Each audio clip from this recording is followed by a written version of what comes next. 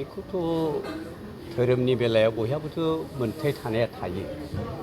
दा जों उन्दैनिफ्रायनो जेखौ जोङो गावखौ जोङो बिमा बिफाया बाथौ जिमखौ खालामबोदोंमोनब्ला आरो बै समावबो आंहा गोसोआव दं आं बाथौखौ लिरदोंमोन। आं दहाय आंनिया बिबुंथि बेखौनो होनदों जे जोंनि भारत हादरनि संबिजिदा बयखौबो मोनसे मोनथाय होनाया होदों। दिनै मोनसे सेन्सास जागासिनो दङ।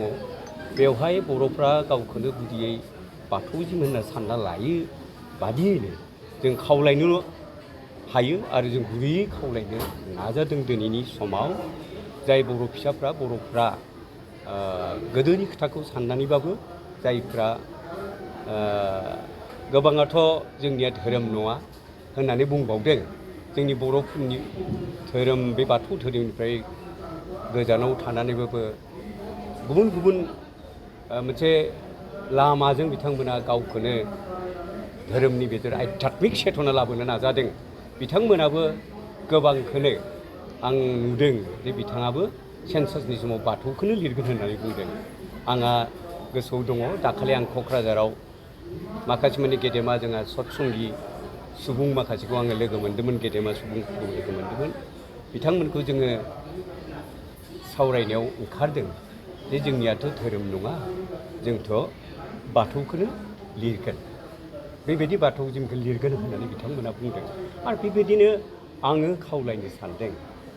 नाथाय आङो बेखौथ' आरो जोङो दिनैनि भारतनि संबिजितखौ नायोब्ला सोरखौबा जों इम्प'ज खालामनायनि बाथ्रा नङा। नाथाय बाथौखौ रावबो मिथियै गैलिया, बर' होनब्लानो बाथौखौ मिथियै गैलिया। गेजेर ससेयाव बबेखै थांदों बबेखै मादों जों बाराद्राय रावखौबो गाज्रि साननो हाया। नाथाय नै समा बर'फोरनि थाखाय फारसेखै राव, फारसेखै जादों धोरोम, बेखौ माने मोनसे सिनायथिनि थाखायबो जोंहा गोनांथि जानानै फैदों। आंनि गुरै खावलायनाय बेखौल', जों जुदि बेजोंबो जुदि जोंनि बर' हारिनि सिनायथिखौ होनो हायोब्ला वाइ नट उइ प्रसिड दैट। नाथाय गोबाङानो गोबां लामाजों बिथांमोना बे आध्यात्मिक लाइनखौ बिथांमोना खालामदों। बिथांमोना गावनि गोजोननायनि थाखाय बिथांमोना खालामो, सोरबाफोर खालामगोन। बेखायनो आङो जोंनि बाथौआरिफोरखौबो बुंनो सानदों, जोङो बारा मालायखौ गोरा गोरायै बुंनायनिख्रुइ जों अनसायनायनि गेजेरजों जोंनि खोथाफोरखौ जों हायो नामा जोङो बेबायदि जोङो फोरमायलांनांगोन। होनब्लासो जोंनि गेजेराव अनज्लायनायनि गेजेरजों नैबे गोनांथिनि समाव बे आबुङै जाफुंहैगोन, बे आंनि फोथायनाय दङ। दा बेफोरबो नोंखौ होनदों, बेफोरथ' नोङो डिबेट खालामनायनि खोथा नङा। बेफोरो जाबाय सावरायनायनि गेजेरजों, आन्दारस्टेन्डिंनि गेजेरजों जों बेसे बुजायनो हायो। बिथांमोनखौ जों गाज्रि मोननायनिख्रुइ, आंनि बुंनाया बेक्तिगत, बिथांमोनखौ गाज्रि बुंनायनिख्रुइ बिथांमोनखौ जों बोरैहाय जोंनि खोथाफोरखौ जोङो बुंनो हायो, बैफोरखौ जों नाजानो गोनां जादों। जोङो जानला मानलायै नोंथांमोना बेयाव थांदों होननानै जोङो बुंबाय हाब्लाबो जालिया, माखासे मानसिया थांखाजोबदों। बेखायनो this is the right way how we can convince them. जोंनि बाथौआ बर' हारिनि बेसे गोथार आरो बेसे गोथौ आरो बेसे गोजाम, बेखौ जोङो फोरमायनो हायोब्लासो, जों ओंथि बहरायै फोरमायनो हायोब्लासो जोंनि मालायखौ गाज्रि मोननायनिख्रुइ जों मोजां मोननायाव लाबोफिननो हानायनि मोनसे राहा दङ। बेखायनो आं नैबे समाव आं बयखौबो बर' फिसाफोरखौ खावलायदों, बा बर' हारिनि सुबुंफोरखौ आं खावलायदों जे नंगौ जों फोथायो बर'आ हारि हिसाबै जोनोम जाजेननाय लोगो लोगोनो बे गुदि बाथौखौनो जों अनसायबोदों। दा बे अनसायबोनायनि उनाव गेजेरावबा मा साननानै सोर बबेखि थांदों, बिथांमोनहाबो जाहोन थागोन। दा बै जाहोनफोरखौ बिथांमोनखौ जों बोरैहाय जोङो बिनिफ्राय बिथांमोनखौ जोङो बुजाय खालामनो हागोन, बेफोरखौ नाजानांगोन। जोंहाथ' बाथौ गौथुम दोङो, मानो बुजायोब्ला मानियाबो मानिनाय जालाङो। आंहानो गोसोआव दङ, आंनि न'खराव आइ आफाया बोलि होयोमोन, फारौ हाथारनांगौमोन, दाउदै होयोमोन, गुबुन माबा माबि होजोबोमोन, बिसहरि दोङोमोन।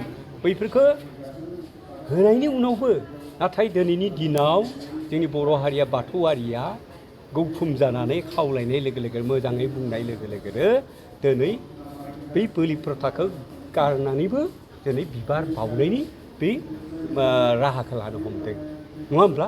बेफोरो सोरखौबा धुमखि होनानै, सोरखौबा नासयनानै जायाखै। बिराद गावनि फिल'सफिखौ मोजाङै गोथारै बुंफोरनो हानायावसो बेफोर जाफुंदों। बेखायनो जाय बर' फिसाफोरा गावनि साननाय मोन्थाय थाखागोन धोरोमाव बयहाबो इजिमाव बयहाबो मोन्थाय थाखागोन सोरबा बबेखौबा गोजोनदों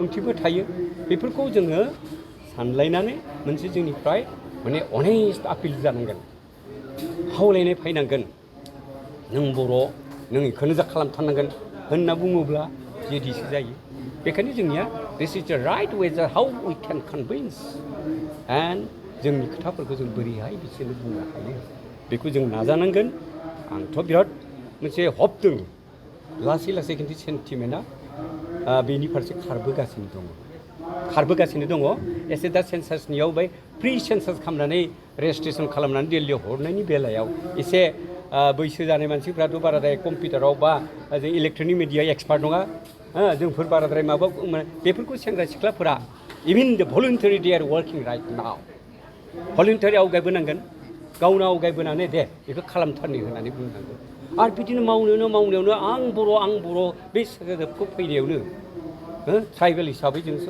खालामनायाव जोङो बेखौ दिन्थिनो थांनांगोन मोनसे खोथाया फैबादों दिनैनि सरकारनि दिनावबो मोनसे पलिसिया दंबावो वान नेसन वान रिलिजन बेबायदि दंबावो बेबायदि समावबो बर'खौनो जोंहा फबनो नासयनो हानाया रावबो गैथ'वा बाथौखौ नासयनो हाया खारन बाथौखौ अलरेडि स्टेट गभर्नमेन्टआनो मोनसे सानडे मोनसे डे हलिडे डिक्लार होबाय वी फिल प्राउड इट गोदो बाथौखौथ' बेखायनो सानसे बन्द होआमोन दानियाथ' जों हलिडेबो मोनबाय it is our plus point आरो बर' रावा दिनै 8th शिडिउलाव हाबबाय भारत संबिधाननि माने लेंगुवेज हिसाबै जों सिनायथि मोनबावबाय धोरोम हिसाबै मालाया मानिया बेलेग खोथा बाथौआरिया खिन्थु बन्द सानसे मोनबाय बेबो स्टेट गभर्नमेन्टआ जोंखौ गनायबाय बेफोरनो लासै लासै गनायथि जाबोदों दिनैबो बोलि प्रथायाबो दंबावो बाथौ सोरबा रुपामनि थागोन बोलि प्रथानि बाथौ थागोन सोरबा माखासे दहाय डक्टर मंगल सिं हाज'वारि पद्मश्री मंगल सिं हाज'वारिया माखासे माने बर' फिसाफोरनि बाथौआरि बे नामफोरखौ गायबावदों आंथ' दिनैसिम मिथिबावदो एसेबां दोङो दा होमब्ला बैफोरबो बे लानजायनि खोथाखौ माने एडजेक्टिभबो बुङालासेनो बाथौजिम होननोथ' हायोना बोलि बाथौआरियाबो बाथौआरि होनना बुङोब्ला सोरबा रुपामनियाबो जुदि बाथौआरिखौ सानोब्ला बिथांमोनाबो निस्सय लिरगोन होननानै आंहा फोथायनाय दङ सतसेंगियाबो जुदि बाथौजिमखौ लिरोब्ला बिथांमोना जुदि संकरियाबो सोरबा बर' फिसा संकरि हाबदोंबाबो हाबनायालाय हाबनो हायो बिथांमोना राइट दोङो बिसोरबो जुदि लास्टआव बाथौआरिजिमखौ लिरोब्ला जोंहाथ' बांबोगासिनो दङ दा बिदिनो आं बेखायनो होनदों माने गुबुन धोरोमखौबो जोङो रेसपेक्ट खालामनो रोंनांगोन गोदो लर्ड बुद्ध बायदिया बुंदों लाभ बिगेस्ट लाभ इज कनकर्ड बाय लाभ is not conquered bye hatred मुगैनायजों जेबो जाया मालायखौ मुगैना I respect my religion and we must have to respect other religion बै फिल'सफिखौबो जों लानांगोन होमब्ला जोंनि रिलिजनखौबो रेसपेक्ट खालामगोन आंहा गोसोआव दङ दिनै आं खैराबारियाव थाङोब्ला लोमस्राव फंबायनियाव दा मन्थ्रि जाना दङ बिटिसिनि लोमस्रावनियाव थाङोब्ला बै हिरिम्बा बाथौ थानसालि बै एरियाखौ आं थांबाय हायो बेहाय आं बेयाव नुहैदों दिनै बे थानसालियाव गुबुन हारिनि सुबुंफोराबो दिनै खुलुमो दिनै लासै लासै गुबुन हारिफ्राबो बाथौखौ खुलुमनो हमबाय बेथ' जोंनि थाखाय बिराद प्लास पइन्ट नङा होमबा आरो बेल' नङा बैयाव बक्स मोनसे डनेसन बक्स दङ मोनसे डनेसन बक्स दङ बे बक्सआव आङो लोमस्रावखौ सोंदोंमोन ओइ नोंसिनि बे बक्सआव फैसाफोर हाबोनो हाबालाय होनना बुंदोंमोन बाथौनि नामाव दादा सानसेयावनो अबा 20,000बो हाबो गानग्रा बर' गुबुनारिफोरखौ फैनानै बेखौ बे हाबनायखौ आं नुदों बेबायदिनो जोंहा लासै लासै आवगायलांगासिनो दोङो मात्र गोसोआव जोङो